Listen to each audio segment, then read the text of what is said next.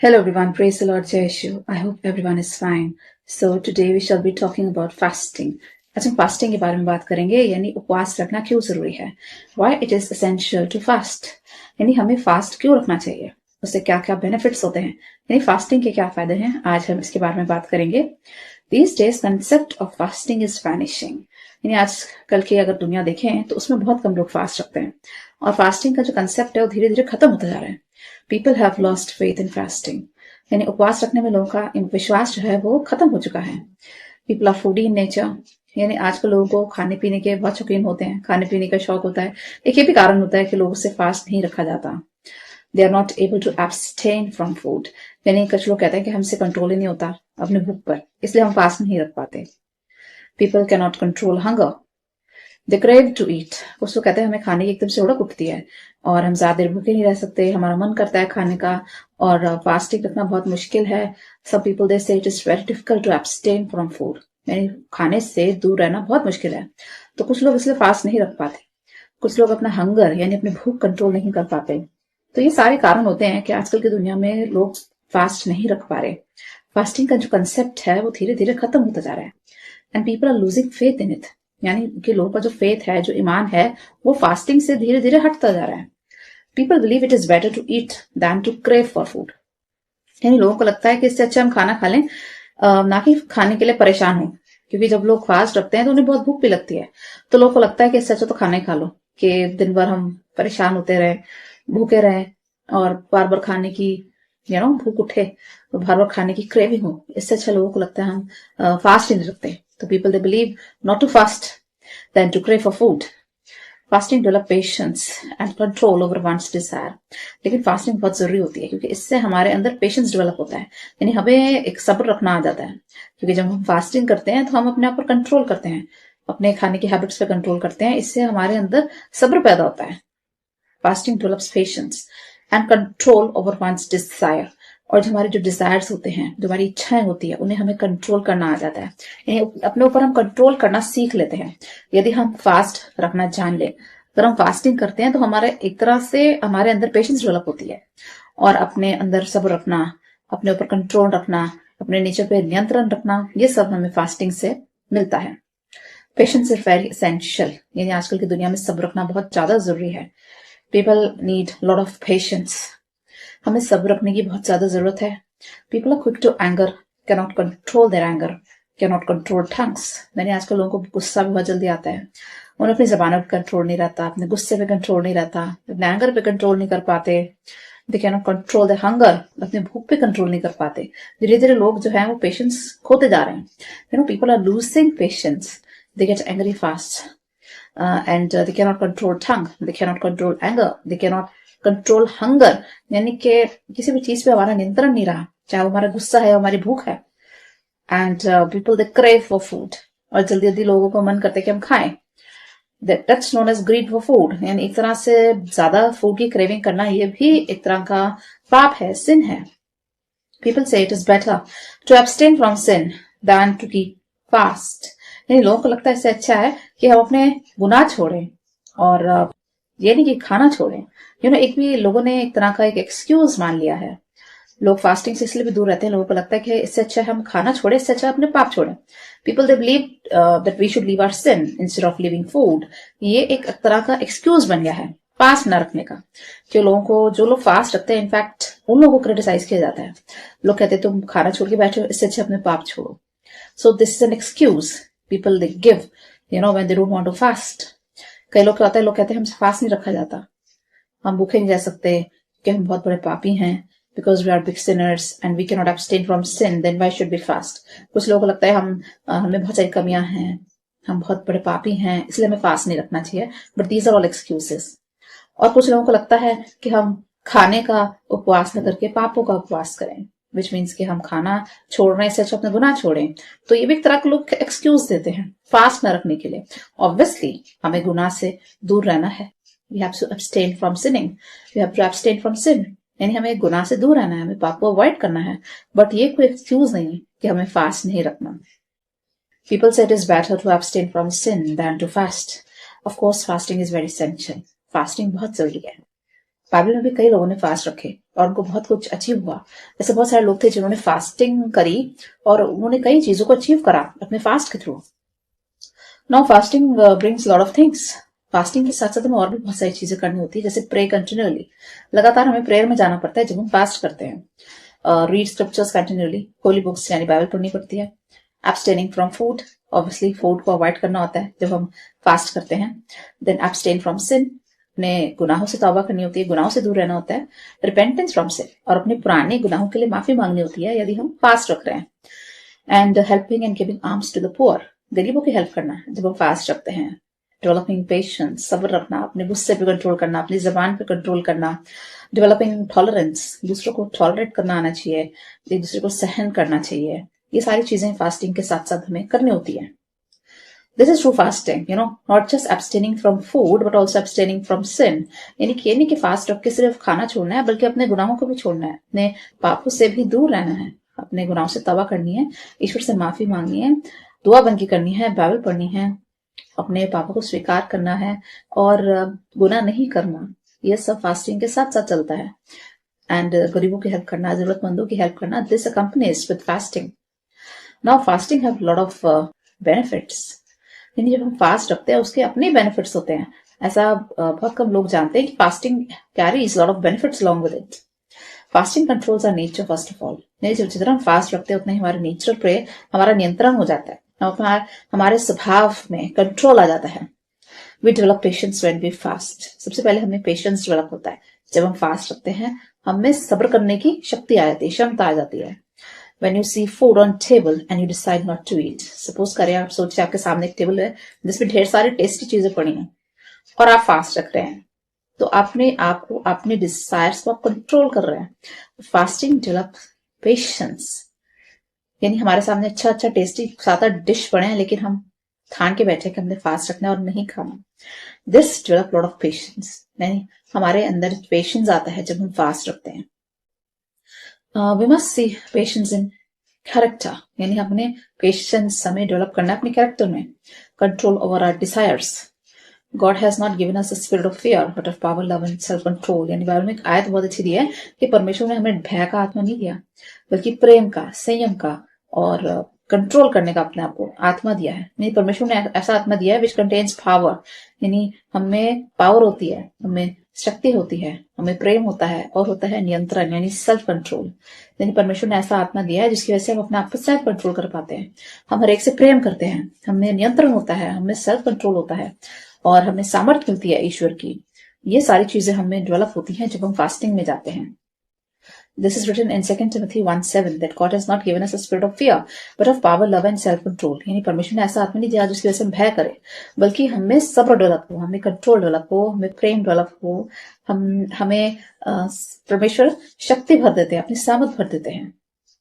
Fasting brings us closer to God, यानी fasting जब हम करते हैं तो हम ईश्वर के बहुत नजदीक आ जाते हैं। जितना हम फास्ट रखते हैं उतना हम ईश्वर के क्लोज आते हैं। We get more close to God, we spend time with the Lord. The Lord loves fasting, यानी जितना हम फास्ट रखते हैं उतना ही परमेश्वर के साथ समय बिताना शुरू कर देते हैं और परमेश्वर को फास्टिंग बहुत पसंद है। The Lord loves fasting, we feel more spiritual, we feel close to God, we humble ourselves when we fast. यानी अपने आप को हम हम्बल करते हैं, ईश्वर के आगे नम्र करते हैं, हलीम करते हैं जब हम फास्ट रखते हैं। यानी जब हम फास्ट रख लेते हैं तो ऑटोमेटिकली ह्यूमिलिटी हमारे नेचर में आ जाती है। We develop lot of humility when we fast. जब हम फास्ट रखते हैं हमारा एक हम्बल नेचर हो जाता है। We develop humility. We humble ourselves before God, and so that God can lift up in due time. यानी बाइबल में भी लिखा है कि humble yourself before God, so that He can lift you up in due time. यानी अपने आपको ईश्वर के आगे humble करें, नम्र करें, ताकि वो सही समय पे आपको ऊंचा उठाए। ऐसा जेम्स चैप्टर 4:10 में लिखा है कि जितना अपने आप को हम ईश्वर के आगे humble करते हैं उतना ही ईश्वर हमें दूसरे लोग के आगे ऊंचा उठाते हैं। तो अपने आप को जब हम फास्ट रखते हैं हमें सबसे पहले हम्बल करना है, तो ऑटोमेटिकली इसमें कोई कोशिश करने की जरूरत नहीं होती। जितना हम फास्ट रखते हैं हमारा नेचर उतना ही हम्बल हो जाता है। Automatically we surrender ourselves to God and we become humble before him. जितना हम फास्टिंग में जाते हैं उतना हम हलीम हो जाते हैं, नम्र हो जाते हैं और परमेश्वर के आगे बिल्कुल अपने आप को झुका देते हैं, सरेंडर कर देते हैं, बिल्कुल नम्र हो जाते हैं। और बाइबल में लिखा है हम जितना अपने आप को नम्र करते हैं उतना ही ईश्वर हमें ऊंचा उठाते हैं। This is written in James chapter 4:10। Fasting brings miracles. Of course fasting जब हम करते हैं तो वो अपने साथ बहुत सारे चमत्कार भी लेके आते हैं। Most of the pastors and the preachers they fast before preaching. यानी जितने बड़े बड़े प्रचारक होते हैं, प्रीचर्स होते हैं, पास्टर्स होते हैं, वो जब कोई बड़ी क्रूसेड्स में जाते हैं हमेशा वो फास्टिंग करके जाते हैं। And they perform miracles when they fast and pray. और उनकी दुआओं के द्वारा बहुत सारे मिरेकल्स भी होते हैं। जितने बड़े बड़े पास्टर्स होते हैं, प्रीचर्स होते हैं, जो क्रूसेड्स में जाते हैं तो वो फास्टिंग करने के बाद ही जाते हैं और उनकी दुआओं से बहुत सारे चमत्कार होते हैं। Jesus too fasted for 40 days. This is written in Matthew chapter 4 verse 1 and 2. अगर आप मत्ती की किताब देखें chapter 4 verse 1 and 2, वहां लिखा है कि यीशु मसीह ने भी 40 दिन फास्ट रखे थे, व्रत रखे थे। And after that he began his ministry, और उसके बाद ही उनकी मिनिस्ट्री स्टार्ट हो गई थी, उन्होंने प्रीचिंग शुरू कर दी थी। तो 40 दिन जीसस को भी फास्ट रखने पड़े थे अपनी मिनिस्ट्री स्टार्ट करने से पहले। Fasting is very essential in bringing supernatural miracles in life. यानी फास्टिंग पे जब हम चाहते हैं, हमारे जीवन में बहुत सारे आश्चर्यकर्म ईश्वर करते हैं, हमारे जीवन में बहुत सारे चमत्कार होते हैं। Jesus healed and delivered people after he went for fasting. यानी जब जीसस ने 40 दिन फास्ट रखा था, उसके बाद उन्होंने हीलिंग शुरू कर दी थी। उसके बाद उन्होंने बहुत सारे लोगों को चंगाई दी और बहुत सारे लोगों को छुटकारा दिया, डिलीवरेंस दिया, शैतान के चंगुल से छुड़ाया। तो जब हम फास्टिंग में जाते हैं और जब हम फास्ट के साथ दुआ करते हैं तो परमेश्वर हमारे द्वारा बहुत ज्यादा आश्चर्य कर्म करके दिखाते हैं और बहुत सारे चमत्कार भी होते हैं। Fasting bring deliverance. When Jesus drove the evil spirit from the boy who convulsed him and left, Jesus said this kind can go only by praying and fasting. यानी जब हमें शैतान से लड़ना होता है तब भी लोग फास्टिंग में जाते हैं। अगर कोई इंसान है, जैसे किसी इविल स्पिरिट ने जकड़ा हुआ है, तो उसके ऊपर जब हम दुआ करते हैं और उसमें अगर हम फास्टिंग में जाएं, फास्ट करके दुआ करें, तो बहुत जल्दी उस इंसान को डिलीवरेंस मिलता है, छुटकारा मिलता है। ऐसे मैथ्यू चैप्टर 17 वर्सेस 14 से 21 में लिखा है कि जहाँ पे एक बॉय होता है जिसमें इविल स्पिरिट होती है, तो डिसाइपल्स उसको नहीं निकाल पाते, फिर वो यीशु के पास जाते हैं और यीशु एकदम से उस बच्चे में से इविल स्पिरिट निकाल देते हैं। तो कहते हैं, जीसस बोलते हैं कि ये वाली जो जाति है, जो इविल स्पिरिट्स हैं, ये सिर्फ प्रार्थना और उपवास से जाती है। विच मीन जीसस उसका तोड़ बताते हैं, उसका तरीका बताते हैं कि अगर किसी इंसान को हमें दुष्ट आत्माओं से छुटकारा दिलाना है तो उसके लिए हमें प्रेयर में और फास्टिंग में जाना पड़ता है। And the prayers and fast when they go together, they are very effective. Jesus said, this kind always go away by fasting and praying. This is written in Matthew chapter 17 verse 21. यहाँ पे Jesus बताते हैं कि ये वाली जाति जो है वो केवल प्रेयर से और उपवास से जाती है। So when we fast and pray, people are delivered from the clutches of the devil. ये जो हम फास्ट रख के दुआ करते हैं तो बहुत सारे लोगों को शैतान से छुटकारा मिलता है। Fasting and praying goes together and together they are very effective. यानी जब हम अपनी प्रेयर्स के साथ जब फास्टिंग में जाते हैं तो उसका अलग ही असर होता है, दुआओं का अलग, यानी हमारी जो दुआएं होती है वो अलग लेवल पे चली जाती हैं जब हम फास्टिंग करते हैं। When we fast and pray, we went to another level of prayer. Fasting establishes a covenant with God. यानी जब हम फास्ट में जाते हैं तो ईश्वर के साथ हमारी एक वाचा बन जाती है। God makes a covenant. When Moses fasted for 40 days, God appeared to him and gave him the 10 commandments. अगर आपको मूसा की कहानी याद है तो एक्सोडस चैप्टर 34 में लिखा है, मूसा भी 40 दिन फास्ट रखता है और इसके बाद ईश्वर उसको नजर आते हैं माउंट सिनै पे, जहां वो उसको 10 आज्ञाएं देते हैं। विच मीन्स, और ईश्वर उसके बाद ही इजराइल के लोगों के साथ एक कॉवेनेंट बांधते हैं, एक वाचा बांधते हैं। Moses fasted for 40 days and God appeared to him and gave him the 10 commandments. यानी मूसा जब 40 दिन व्रत रखता है उसके बाद ही गॉड उसको अपीयर होता है और 10 आज्ञाएं देते हैं।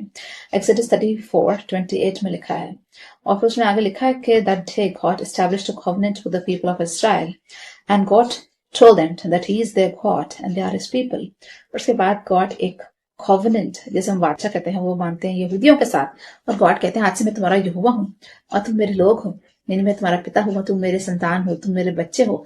तो गॉड उनके साथ एक कॉवेनेंट बांधते हैं। कॉवेनेंट का मतलब होता है एक तरह का प्रॉमिस करते हैं कि I will be your God forever and you shall be my people forever. यानी मैं हमेशा तुम्हारा परमेश्वर रहूंगा, तुम्हारा यहोवा रहूंगा और तुम हमेशा मेरे लोग रहोगे, मेरे संतान रहोगे। तो जब हम फास्टिंग में जाते हैं हमारा एक संबंध बनता है गॉड के साथ, हमारा एक कॉवेनेंट बनता है, यानी हम गॉड के साथ एक रिश्ते में आ जाते हैं, हमारा एक रिश्ता बन जाता है, कॉवेनेंट बन जाता है, एक वाचा बन जाती है गॉड के साथ, जैसे आप प्रॉमिस भी कह सकते हैं। यानी हमारा गॉड के साथ एक रिलेशनशिप बन जाता है, हम संबंध में आ जाते हैं। एक्सोडस 34:28 में लिखा है, एंड गॉड जब 10 आज्ञाएं लोगों से करते हैं, जब उनको 10 कमांडमेंट्स देते हैं तो उनको बोलते हैं that these are my commandments which you are going to obey always. They are to be obeyed because these are known as the 10 commandments. यानी गॉड जब अपनी आज्ञाएं जूस को देते हैं, यहूदी जाति को देते हैं, तो गॉड कहते हैं तुम्हें मेरी आज्ञाओं का पालन करना है और तभी मैं तुम्हारा परमेश्वर हूंगा और तुम मेरे संतान होगे. विच मीन्स परमेश्वर उनके साथ एक कॉवेनेंट बांधते हैं, कि वाचा बांधते हैं. जब हम फास्टिंग में जाते हैं हमारा परमेश्वर के साथ एक संबंध बनता है, एक रिश्ता बनता है. Fasting brings repentance and forgiveness of since. यानी फास्ट रख के हम अपने गुनाहों की माफी भी मांगते हैं तो हमेशा हमें माफी मिलती है. When Jonah asked people of Nineveh to fast and pray and repent, they prayed, they fasted and asked for forgiveness of sins. God relented from his anger and God forgave the people of Nineveh. यहाँ पे लिखा है जोना जो होता है उसको एक profit होता है, गॉड उसको निनवा शहर में भेजते हैं और उससे कहते हैं कि मैं निनवा शहर को तबाह करने वाला हूँ क्योंकि यहाँ के लोग पापी हैं. तो वहां पे जाके जोना उनको वार्निंग देता है. वो कहता है आप फास्टिंग में चले जाओ, आप 3 दिन का फास्ट रखो और लगातार दुआ करो और अपने गुनाहों से माफी मांगो, गुनाहों से तौबा करो, तो हो सकता है गॉड आपको माफ कर दे, आपके शहर को तबाह होने से बचा लें. और ऐसे ही होता है, निनवा के लोग जो होते हैं वो जोना का कहना मानते हैं क्योंकि उस शहर पे गॉड डिसाइड कर लेते हैं कि वो तबाही लेके आएंगे. तो निनवा के लोग जोना का कहना मान के फास्टिंग करते हैं, लगातार दुआ करते हैं, प्रार्थना करते हैं, उपवास करते हैं, ईश्वर से माफी मांगते हैं और गॉड का गुस्सा ठंडा हो जाता है और परमेश्वर उस शहर को माफ कर देते हैं जिसका नाम निनवा होता है. और परमेश्वर कहते हैं कि मैं अब इस शहर को कभी तबाह नहीं करूंगा, तो वहां के लोगों को माफी दे देते हैं. तो फास्टिंग ऑलवेज ब्रिंग्स फॉरगिवनेस. यानी जब हम फास्ट रख के परमेश्वर से माफी मांगते हैं, तो अगर हमें कोई बड़ा गुनाह किया है, परमेश्वर को नाराज करा है, तो हम फास्टिंग में जब जाते हैं तो परमेश्वर हमेशा हमारे गुनाहों को माफ करते हैं, जैसे उन्होंने निनवा शहर को माफ करा. और परमेश्वर फिर कहते हैं कि मैं इस शहर को नहीं तबाह करूंगा, तो सारा का सारा शहर बच जाता है. ऐसे जोना चैप्टर 3 और चैप्टर 4 में लिखा है, वहां पूरी कहानी लिखी है कि कैसे लोग जोना का कहना मानते हैं और फास्टिंग करते हैं और प्रेयर करते हैं और अपने गुनाहों से माफी मांगते हैं और पूरा पूरा शहर तबाह होने से बच जाता है और परमेश्वर का गुस्सा ठंडा हो जाता है और वो उस पूरे शहर को माफ कर देते हैं. This shows fasting brings forgiveness of since. यानी जब हम फास्ट रख के दुआ मांगते हैं, ईश्वर हमारे गुनाहों को माफ करते हैं. Jonah was surprised that God anger subsided. यानी जोना को बड़ी हैरानी होती है जब वो देखते हैं ईश्वर का गुस्सा ठंडा हो गया और परमेश्वर ने पूरे के पूरे शहर को माफ कर दिया फास्टिंग के लिए, क्योंकि उन्होंने फास्ट रख के दुआ मांगी तो परमेश्वर ने माफ कर दिया. When we repent and fast, God always forgive us sins. यानी जब हम उस उपवास रख के माफी मांगते हैं, ईश्वर हमेशा हमारे गुनाहों को माफ करते हैं. Fasting brings freedom and justice. यानी जब हम फास्टिंग में जाते हैं हमें फ्रीडम मिलता है, हमें जस्टिस मिलता है, इंसाफ मिलता है, हमें आजादी मिलती है. During the time of Esther, Haman the official issued a decree to kill the Jews in the entire world. यानी एस्थर जो होती है वो क्वीन होती है और उस टाइम पर जो उसका जो मंत्री होता है राजा का, तो वो एक डिग्री बनाता है, एक लॉ बनाता है कि पूरे वर्ल्ड में यहूदी जाति को खत्म कर दिया जाएगा. तो एस्थर जो होती है, she was a Jewish girl, तो अपने यहूदी जाति को बचाने वाली बनती है. But Esther asked the people to fast and pray and God helped Esther and save an entire nation of Jews and she has saved the life of an entire community. यानी उस टाइम पर जो राजा होता है जिसने Jews को capture किया होता है, उसका मंत्री होता है हमान, वो एक लॉ बनाता है जिसके कारण कहा जाता है कि पूरे के पूरे विश्व में यहूदी जाति को खत्म कर दिया जाएगा. तो एस्थर लोगों को आइडिया देती है कि आप फास्ट रखें, दुआ करें, हो सकता है परमेश्वर आपकी जान बचा लें. और जब पूरी यहूदी जाति जब फास्ट रखे दुआ मांगती है तो परमेश्वर एस्थर के द्वारा पूरी की पूरी यहूदी जाति को बचाते हैं. Which means Esther became the person who saved the entire community. यानी एस्थर वो एक जरिया बनी थी और वो पूरी की पूरी अपनी कम्युनिटी को, यहूदी जाति को बचाने वाली बन जाती है. ऐसा एस्थर चैप्टर 4 वर्स 16 में लिखा है, Thus she provided freedom from captivity to the Jews. और वो ज्यूज की आजादी का कारण बन जाती है. And the Jews they took revenge on the people of Susa. और फिर उसके बाद ज्यूज जो होते हैं अपने दुश्मनों का कत्ल करते हैं, जिन लोगों ने प्लानिंग करी होती है कि हम ज्यूज को, यहूदी जाति को खत्म कर देंगे, उसके बाद वो उनसे बदला लेते हैं और फिर एक्सटर्मिनेशन होता है, विच मीन्स वो सारे के सारे अपने दुश्मनों को यहूदी लोग मार देते हैं. और एस्थर जो होती है वो अपनी कम्युनिटी को बचाने वाली बन जाती है और लोगों के फास्ट रखने के कारण, दुआ मांगने के कारण, तौबा करने के कारण वो पूरी यहूदी जाति बचाई जाती है फास्टिंग के द्वारा और उनको आजादी मिलती है अपनी कैप्टिविटी से. यानी उनको आजादी मिलती है, उनको छुटकारा मिलता है और साथ साथ में उनको जस्टिस मिलता है, यानी इंसाफ मिलता है. ऐसा एस्थर चैप्टर 8 वर्सेस 10 से 14 में लिखा है कि जब हम फास्टिंग में जाते हैं तो हमें आजादी मिलती है, हमें छुटकारा मिलता है और हमें न्याय मिलता है, हमें जस्टिस मिलता है, इंसाफ मिलता है. Fasting adds spirituality to life. यानी जितना हम फास्ट रखते हैं उतने हम स्पिरिचुअल हो जाते हैं, हम धार्मिक हो जाते हैं और हम आत्मिक जीवन जीने लग जाते हैं. When we fast, we get close to God and we make ourselves humble यानी जितना फास्ट रखते हैं उतना ईश्वर के नजदीक आते हैं, हलीमी का जीवन बिताते हैं। Reach to another level of holiness, यानी हम पवित्रता के अलग ही लेवल पे चले जाते हैं। ऑफ कोर्स जो लोग धार्मिक होते हैं, दुआबंदी करते हैं, वो पवित्र होते हैं, लेकिन जब हम फास्ट करते हैं तो हमारा एक लेवल ऊपर हो जाता है, यानी हमारा होलीनेस का लेवल बढ़ जाता है। हम कितने पवित्र हैं उसका एक लेवल हम ऊपर चले जाते हैं यदि हम फास्टिंग करते हैं। It adds to another level of holiness. We develop simplicity in life. We feel no importance for the worldly life, which means अपनी लाइफ में सिंप्लिसिटी आ जाती है। हम लोग एक सिंपल जीवन बिताते हैं और जो वर्ल्डली डिजायर्स होते हैं उनसे दूर हो जाते हैं। जो दुनियावी चीजें होती है वो फिर हमें ट्रैक नहीं करती जब हम फास्टिंग में जाते हैं। And we feel that it is important to stay close to God and we detach from the world. यानी जो बाहर की दुनिया होती है उससे हमारा डिटैचमेंट हो जाता है, यानी बाहर की दुनिया से नाता टूट जाता है, और जितना हम फास्ट करते हैं उतना ईश्वर के नजदीक जाते हैं। And we feel that it is more essential to feed spiritual desires. यानी हम अपनी आत्मा को खुश करने वाले बन जाते हैं, ना कि अपने शरीर को। यानी जो आत्मिक डिजायर्स होते हैं उन्हें हम खुश करते हैं, ना कि शारीरिक डिजायर्स को। We feed the spirit and spiritual desires. ऐसा Galatians chapter 5 verse 25 में लिखा है, Romans chapter 8 verse 4 में लिखा है कि हमें अपने आत्मिक डिजायर्स को खुश करना है, यानी अपने आत्मा को खुश करना है, ना कि अपने शरीर को। We live according to spirit, not according to flesh. और फिर हम एक आत्मिक जीवन जीते हैं, ना कि शारीरिक जीवन। ऐसा Galatians chapter 5 verse 25 में लिखा है। The Bible also says, do not conform to the patterns of this world. ऐसे Romans chapter 12 verse 2 में बाइबल कहती है कि इस दुनिया के अकॉर्डिंग मत चलो, यानी जो दुनियावी बातें हैं उन पर ध्यान मत दो, बल्कि जो आत्मिक बातें हैं उन पर ध्यान दो। यानी हम अपने आत्मा को फीड करना है, ना कि अपने शरीर को।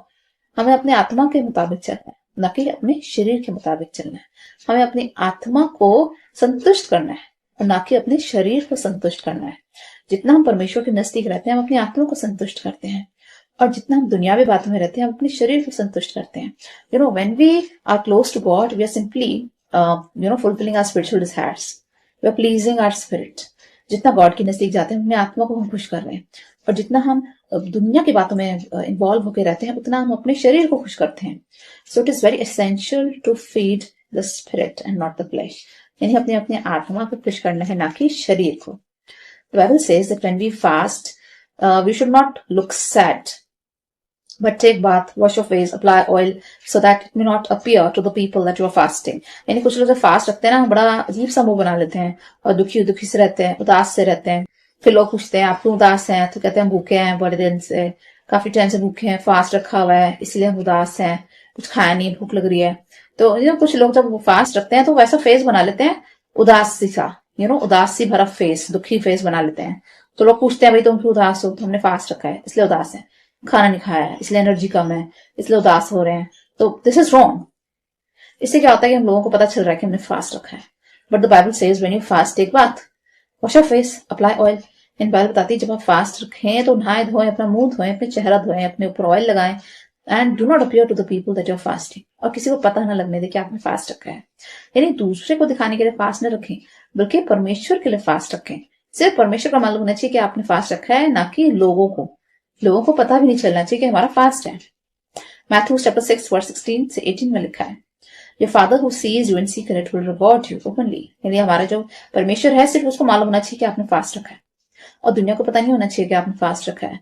फिर परमेश्वर जो देखते हैं कि आप जो सीक्रेटली में कर रहे हैं, जो आप चुपके चुपके फास्ट रख रहे हैं, सिर्फ परमेश्वर को मालूम है, किसी को नहीं मालूम, तो वो सबके आगे आपको रिवॉर्ड करते हैं कि fast for God and not for people. यानी किसी को दिखाने के लिए, लोगों को दिखाने के लिए फास्ट न रखें, केवल परमेश्वर के लिए फास्ट रखें। And never disclose to the people that you are fasting. और जगह जगह जाके हमें बताना नहीं चाहिए सबको कि हमने फास्ट रखा है, हमने फास्ट रखा है, हमने फास्ट रखा है। ऑब्वियसली कई बार क्या होता है, पता चल जाता है लोगों को जब हम फास्ट रखते हैं, आप ऑफिस में या वर्किंग प्लेस पे हैं, कोई हमें फूड ऑफर करता है, तो obviously people come to know that we are fasting. But इसका मतलब ये नहीं कि हर जगह गाएं कि हमने फास्ट रखा है। किसी को पता चल गया तो कोई बात नहीं, पर इसका मतलब ये नहीं कि जबरदस्ती लोगों को बताएं कि मैंने फास्ट रखा है। नेवर प्रिटेंड और never make a show off that you are fasting. True fasting involves lot of maturity in behaviour. जब हम फास्ट रखते हैं हमारा बिहेवियर मैच्योर हो जाता है, हम एक मैच्योर व्यक्ति बन जाते हैं। हमें बड़प्पन दिखाना चाहिए जब हम फास्ट रखते हैं। और ऐसी बहुत सारी चीजें होती हैं जो हमें फास्ट रखने के साथ साथ करनी है। ऐसे नहीं कि सिर्फ खाने से खाना छोड़ना है, बल्कि ऐसे बहुत सारी चीजें हैं जो फास्टिंग के साथ साथ हम करते हैं, तो हमारा जो फास्ट होता है, जो उपवास होता है, वो मुबारक बन जाता है। Not that to quarrel during fasting. यानी फास्ट तो रख लेते हैं, बहुत आसान है, खाना छोड़ दिया, 1 मील छोड़ दिया, 2 मील छोड़ दिया, लेकिन साथ साथ लड़ाई झगड़े भी चलते हैं। कुछ लोग का होता है वो फास्ट भी रख रहे हैं, साथ लड़ाई भी कर रहे हैं, झगड़ा भी कर रहे हैं, गाली भी दे रहे हैं। So this is wrong. When you are fasting avoid quarrels. जब फास्ट रखें तो अपने ऊपर कंट्रोल रखें, नियंत्रण रखें अपनी जबान पे, अपने गुस्से पे। Isaiah 58 वर्स 4 में लिखा है, Not that you display anger, your anger should go down by sunset। Bible बताती है कि सूरज डूबते डूबते तेरा गुस्सा ठंडा हो जाए ताकि तू शैतान को मौका ना दे। Ephesians chapter 4 verse 26 में लिखा है, Do not give devil a foothold, which means के शाम होते होते आपका गुस्सा ठंडा हो जाए। ऐसे नहीं कि पूरा दिन गुस्से में रहो, पूरी रात गुस्से में रहो। तो जितना हम गुस्से में रहते हैं अपने शैतान को अपने जीवन में एंट्री देते हैं। यानी शैतान जो है वो इंसान के जीवन पे कंट्रोल कर लेता है यदि वो पूरा दिन गुस्से में रहता है। सो avoid anger, you avoid devil, which means anger को अवॉइड करिए, शैतान अपने आप दूर भाग जाएगा। Ephesians 4:26 में लिखा है, not to exploit your servant when you fast. जब हम फास्ट रखे अपने सर्वेंट के साथ अच्छा बिहेव करें। Isaiah 58:6 में लिखा है, forgive our servant. Ephesians chapter 6 verse 9 में भी लिखा है, ट्रीट योर सर्वेंट वेल। यानी कि हमने फास्ट रखा और सर्वेंट को हम गाली दे रहे हैं, सर्वेंट को हम बुरा भला कह रहे हैं, उसको ढेर सारा काम दे रहे हैं, उससे खूब सारा काम करवा रहे हैं, खुद हमने फास्ट रखा हुआ है, उसको गाली भी दे रहे हैं, उसको तंग भी कर रहे हैं, परेशान भी कर रहे हैं। सो ये फास्टिंग किस तरह की हुई? जब आप फास्ट रखे, ट्रीट योर सर्वेंट वेल, अपने सर्वेंट के साथ अच्छा व्यवहार करें, क्योंकि हम भी परमेश्वर के सर्वेंट हैं and Jesus is our master. Jesus हमारे मास्टर हैं, तो हम भी किसी के सर्वेंट हैं, तो हम अपने सर्वेंट के साथ कैसा बुरा व्यवहार कर सकते हैं फास्टिंग वाले दिन।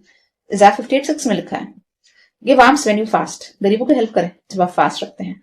Help the poor, the needy, orphan, widows. अगर आपको कोई अनाथ दिखता है, कोई ऑर्फन दिखता है, कोई विडो दिखता है, कोई नीडी है, कोई हैंडीकैप है, कोई पुअर है, गरीब है, ब्लाइंड है, उसकी हेल्प करें। Isaiah 58:7 में लिखा है, When we abstain from food, we save food। जब हम खाना छोड़ते हैं फास्टिंग में, और ऑब्वियसली हमारे घर में खाना बचता है, तो वो खाना जो आपने बचाया है फास्ट रखे, वो किसी के साथ शेयर करें। Share the food with the poor. यानी हमने जब फास्ट रखा है, हमने 1 मील छोड़ा, 2 मील छोड़ा, तो जो खाना हम बचाते हैं फास्ट करके, उपवास रख के जो खाना बचता है घर में, वो वाला खाना जो बचाया हुआ खाना है वो किसी गरीब के साथ शेयर करें। Isaiah 58:10 में लिखा है, visit the sick. The Bible says, Jesus कहते हैं, जब मैं बीमार था तो तू मुझे देखने आया। When I was sick, he visited me। Matthew chapter 25 verse 36 में लिखा है, जब आप उपवास रखें तो किसी बीमार को विजिट करें। When I was hungry, you feed me। When I was thirsty, you gave me a drink।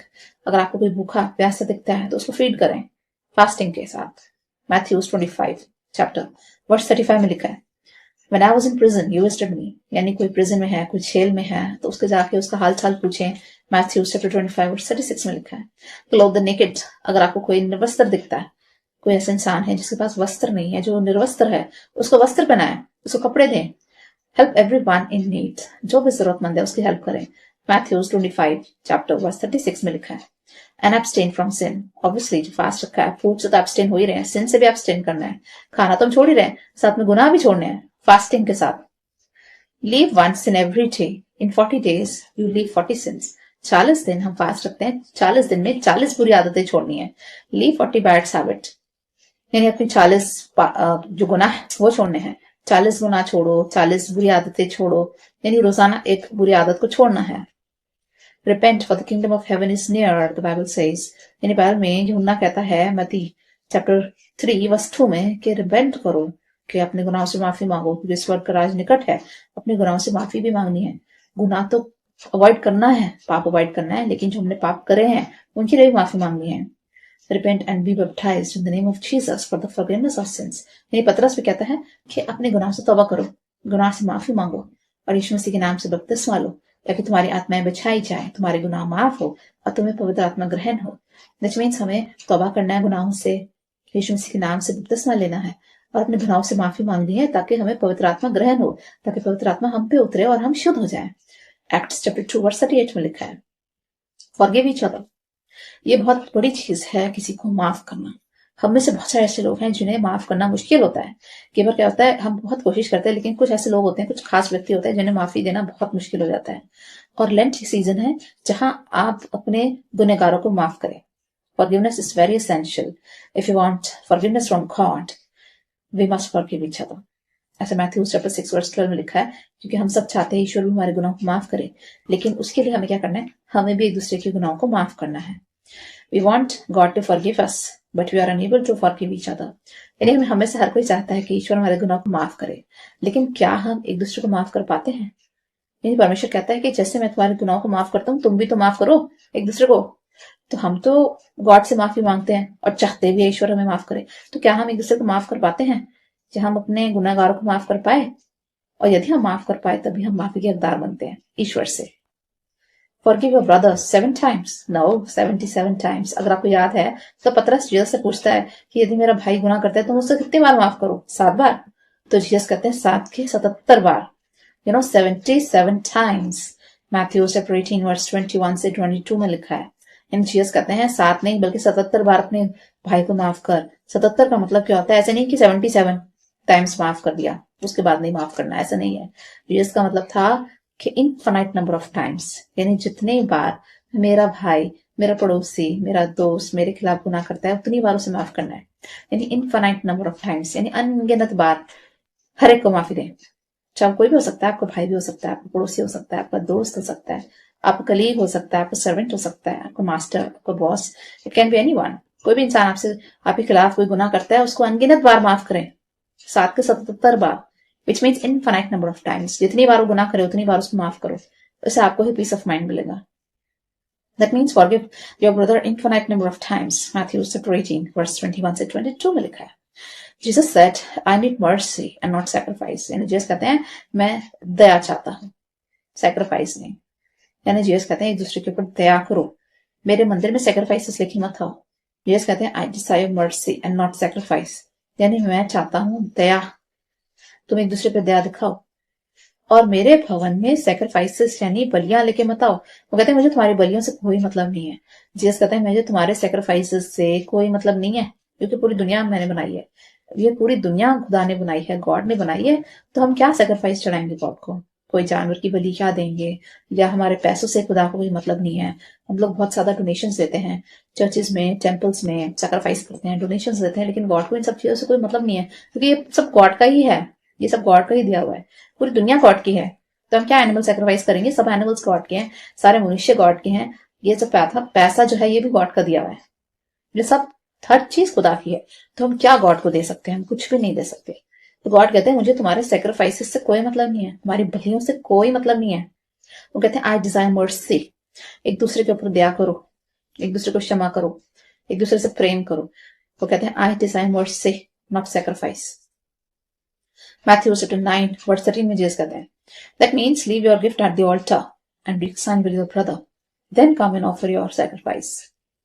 कई बार कहते हैं हम ऑल्टर पे जाते हैं, हम चर्च में जाते हैं, हम ऑल्टर पे बैठे होते हैं, लेकिन हमारे भाई के साथ हम लड़ भिड़ के आते हैं, किसी के साथ लड़ाई करके आए हैं, गुस्सा करके आए हैं, नफरत कर रहे हैं, ग्रजेस पाल रहे हैं, अपने दिल में नफरत लेके घूम रहे हैं। जीसस कहते हैं कि जब तुम अपना गिफ्ट ऑल्टर पे ले जाते हो और तुम्हें याद आता है कि तुम्हारा किसी से झगड़ा हुआ था, किसी के साथ मन मुटाव है, तो पहले जा अपने भाई से सुलह कर और फिर आके अपनी गिफ्ट ऑल्टर पे दे। यानी आप जो भी चढ़ावा ईश्वर को चढ़ाना चाहते हैं वो एक्सेप्ट नहीं होगा जब तक आप अपने भाई के साथ मेल मिलाप करके नहीं आएंगे, या अपने दोस्त के साथ या अपने दुश्मन के साथ मेल मिलाप करके नहीं आएंगे। आपकी कोई भी चीजें ईश्वर को चढ़ाई हुई कभी भी वो कबूल नहीं होंगी। ऐसा मैथ्यू चैप्टर 3 वर्स 24 में गॉड कहते हैं if you want God to accept your sacrifices, if you want God to accept your prayers, first reconcile with your brother. अगर आप चाहते हैं ईश्वर आपके सैक्रिफाइसेस को कबूल करें, आपके बलिदानों को कबूल करें, आपकी प्रार्थना को कबूल करें, तो पहले जाएं अपने जो भी दुश्मन है या दोस्त है, पड़ोसी है, जिससे आपकी लड़ाई है, पहले जाके उससे सुलह करें, मेल मिलाप करें और फिर आके अपना चढ़ावा चढ़ाएं ईश्वर को। Make friends while your adversary is on the way, otherwise he may hand you over to the judge and you will pay till the last penny. Which means कि आपका अगर किसी के साथ झगड़ा है तो जब तक वो आपको जज के पास ले जा रहे हैं रास्ते में ही उसके साथ सुलह कर लें, क्योंकि ऐसा ना हो आपको जज को सौंप दे और फिर आपको पनिशमेंट मिले। ऐसा मैथ्यू चैप्टर 5 वर्स 25 में लिखा है।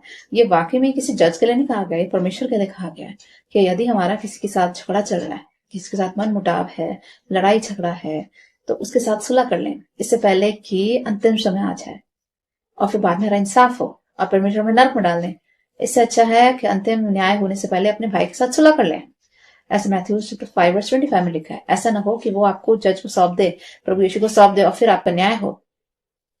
Forgive the debts this land, यानी ये वाला लैंड जो है इसमें लोगों को कर्जा माफ करें। Do not ask for repayment, यानी अगर आपने किसी को कोई लोन दिया है, कोई कर्जा दिया है, तो कोशिश करें उसको माफ करने की। If you give to those who can pay you back, then it is of no use. यानी कई बार क्या होता है, हम लोगों को देते हैं, कर्जा देते हैं, लेकिन हम एक्सपेक्ट करते हैं कि वो हमें वापस कर दें। लेकिन परमेश्वर कहते हैं कि किसी ऐसे इंसान को दो जो कि इस लायक नहीं है कि तुम्हें वापस कर सके। यदि हमने किसी को लोन दिया, उसने वापस कर दिया, तो हमारा क्या अच्छाई काउंट हुई? कुछ भी नहीं। तो ये हमारे कोई खाते में थोड़ी जाएगा। अगर हमने किसी को लोन दिया, उसने वापस कर दिया, तो हमारी गुडनेस, हमारी अच्छाई थोड़ी काउंट होगी, क्योंकि वो तुम्हें वापस मिल गया। तो परमेश्वर कहते हैं ऐसे लोगों की मदद करो जो तुम्हें वापस ना कर पाए, तब तुम्हारी अच्छाई काउंट होगी, तब तुम्हारी गुडनेस, तुम्हारा धार्मिकता काउंट होगी। ऐसे लूक चैप्टर 6 वर्स 35 में लिखा है, और लूक चैप्टर 14 वर्स 14 में भी लिखा है कि give to those people who can not pay you back, यानी उन लोगों को दें जो आपको वापस नहीं कर सकते। And if you give to those who can pay you back, then it is of no use. यानी अगर आप उन लोगों की हेल्प कर रहे हैं, उन लोगों को कर्जा दे रहे हैं जो ऑलरेडी रिच हैं, जो आपको वापस दे सकते हैं, तो उसका कोई फायदा नहीं होने वाला। वो हमारी अच्छाई में काउंट नहीं होगा, बल्कि उन लोगों को कर्जा दें जो वापस नहीं कर सकते, तब आपकी वो अच्छाई में गिना जाएगा, आपके अच्छे कार्य में गिना जाएगा। Now this Lent, it is very essential to love each other unconditionally. यानी सबसे ऊपर है प्रेम। यानी बाइबल जो है वो है कहानी प्रेम की, ईश्वर के प्रेम की मनुष्य जाति के लिए। और इसलिए ईश्वर ने अपना बेटा भेजा था, यीशु मसीह, क्योंकि यीशु ने हमसे बेहद प्रेम किया, बेतहा प्रेम किया कि अपना बेटा, इकलौता बेटा यीशु मसीह हम पे कुर्बान कर दिया, ताकि जो कोई इस पे मान ले वो हलाक ना हो, बल्कि हमेशा की जिंदगी पाए। You know, Bible is story of love. ये कहानी है प्रेम की। और इस लेंट आप एक दूसरे से प्रेम करें, अनकंडीशनल प्रेम करें। बाइबल सेज लव थाय नेबर एज थायसेल्फ, यानी अपने पड़ोसी को अपने समान प्रेम करें। लव ऑल, ब्लेस ऑल, सर्व ऑल। मार्क चैप्टर 12 वर्स 13 में लिखा है कि अपने पड़ोसी से अपने समान प्रेम करें। लव योर एनिमीज, यानी जीसस तो इस हद तक चले जाते हैं, कहते हैं कि अपने दुश्मनों से भी प्रेम करो। Jesus says love your enemies. Matthew chapter 5 verse 34 में जीसस कहते हैं, by whom they will be called the children of the most high God। यानी अपने दोस्तों से तो सभी प्रेम करते हैं, और जो अपने दुश्मनों से प्रेम करते हैं वो ईश्वर की संतान कहलाते हैं। Jesus said love each other as I have loved you। यानी जीसस कहते हैं जैसे मैंने तुमसे प्रेम किया, तुम भी एक दूसरे से प्रेम करो। और जीसस ने तो अपने मारने वालों से भी प्रेम किया था। वो कहते हैं पिता इन्हें क्षमा कर, क्योंकि ये नहीं जानते क्या कर रहे हैं। तो जिन लोगों ने यीशु को मारा था, उन्होंने उन्हीं को माफ कर दिया था। And that's why he says love each other as I have loved you, कि तुम एक दूसरे से प्रेम करो जैसा मैंने तुमसे प्रेम किया। जॉन चैप्टर 13 वर्स 34 में जीसस कहते हैं। And you must love each other without expecting anything in return. जब आप एक दूसरे से प्रेम करें तो कभी भी कुछ एक्सपेक्ट ना करें कि मैंने इसके लिए ये काम किया तो ये भी मेरे लिए करेगा, मैंने इसकी इस तरह से हेल्प करी तो ये भी मेरी हेल्प करेगा। So when you help each other, when you love each other, never expect anything in return. कभी भी किसी से कुछ एक्सपेक्ट ना करें। The Bible says we love him because he loved us first. यानी हमने परमेश्वर से प्रेम इसलिए किया क्योंकि पहले परमेश्वर ने हमसे प्रेम किया। Jesus died for us and prepared a way for us in heaven. He shed his love towards us. He shed his blood for us. We should love him with our mind, heart, soul and spirit. यानी यीशु मसीह ने हमसे इतना प्रेम किया कि अपना लहू तक सलीब पर बहा दिया। तो हमें अपने मन, प्राण, बुद्धि, शक्ति से यीशु से प्रेम करना है और परमेश्वर से प्रेम करना है।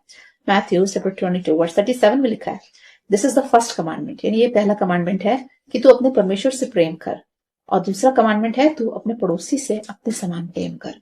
और सारी की सारी व्यवस्था बाइबल इसी में आके सीमित हो जाती है। यानी कि जब हम अपने परमेश्वर से प्रेम करते हैं, पड़ोसी से प्रेम करते हैं, तो हम सारी की सारी बाइबल को फॉलो करते हैं, सारी व्यवस्था को हम पूरा कर देते हैं।